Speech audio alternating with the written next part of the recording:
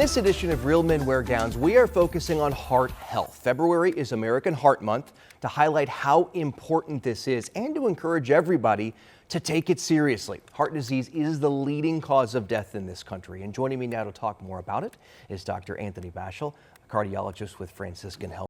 Thank you so much for joining us. Great, thank you for having me. So first of all, if I'm a guy who's never paid attention to my heart, to my health, where do you suggest I start? I would start with your primary care provider. Okay. And there's some very simple things you can do because people forget early stages of heart disease don't have symptoms. So if you're waiting for the symptoms, you're already kind of behind the eight ball and it's already too late.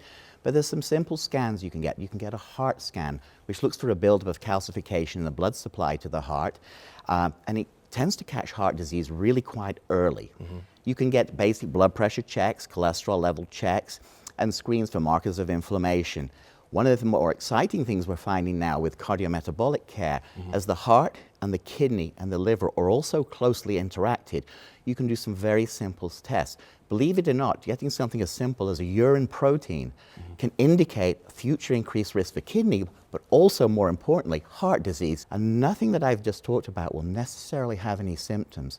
And it can slowly build over time. So you need to go looking for it. And you can look for it, as I say, with a simple heart scan, some blood work, some urine checks, and an ultrasound of the liver. I want to get to something that's getting a lot of attention lately, and that is these GLP-1 drugs like Ozempic or Mounjaro. You've heard of them to help people with their weight. Well, apparently they also have been linked to health benefits in other ways, including helping our heart health. Is that right? Absolutely. It's been shown in numerous studies to reduce the risk of recurrent heart attack, in other studies to prevent admission to the hospital. And people often say, well, it's about the weight loss, and that's surely an important component. But there are other components. It helps reduce inflammation in the body, which is a real enemy to the heart and the kidney and the liver. It's been shown to improve kidney function. It's been shown to help reverse fatty liver disease. It helps bring diabetes under control. And we're talking one shot a week. We're not talking shots of insulin every day or multiple pills. We're just talking one shot a week. It's been also shown to help what is a person's cardiometabolic profile. That's how the heart, kidney, and liver interact. And it improves it across the board, whilst at the same time, as we say in my clinic, having this amazing secondary effect of helping people lose weight, feel better. We've been following these effects for almost 3 years now. It's actually been known to have beneficial effects since 2016. That was when the first studies came out about these drugs. So when people talk about them being new, they're not that new. The first versions were out in 2005. So we've had them for a while, but it's only in more recent times we've found this cardiometabolic benefit. And what do I mean by that? Well, first, if we understand a little bit what I mean by cardiometabolic health, that's how your heart, kidney, and liver interact with each other to help you feel well.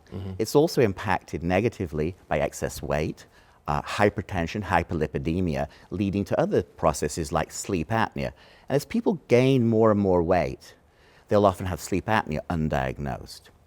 As they gain, they'll have heart disease with blockage and emerging heart failure, where the muscle, the heart, can't provide the body's blood.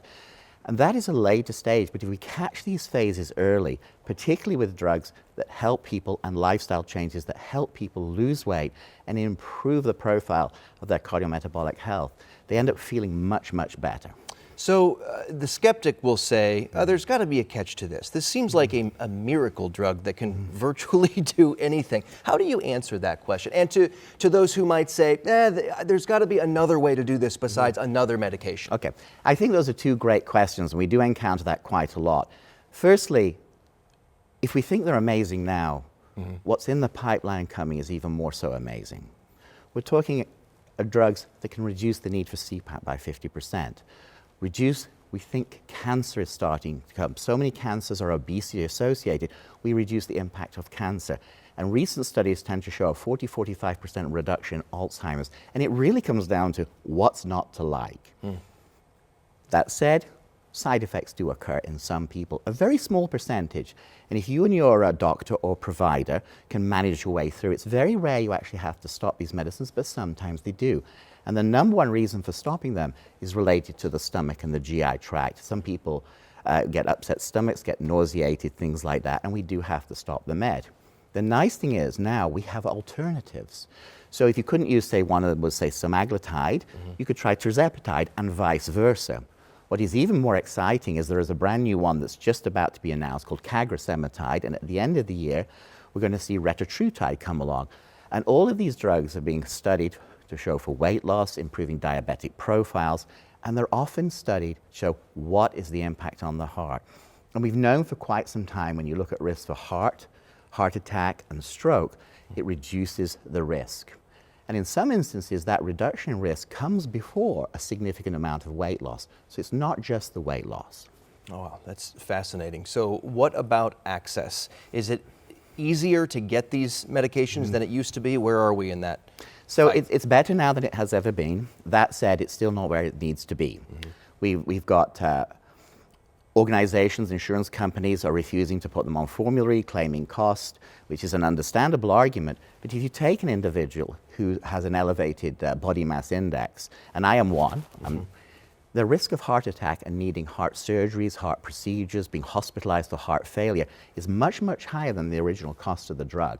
And in addition, as it reduces the likelihood of maybe Alzheimer care, knee surgeries, reducing the risk of cancer, the cost of the medical system of our communities comes down whilst improving the individual health gargantuanly. Wow. All right. Well, fascinating. We could talk for hours about this. Thank you so much, Dr. Anthony Bashall with Franciscan Health. We'll see you next time. Thank you.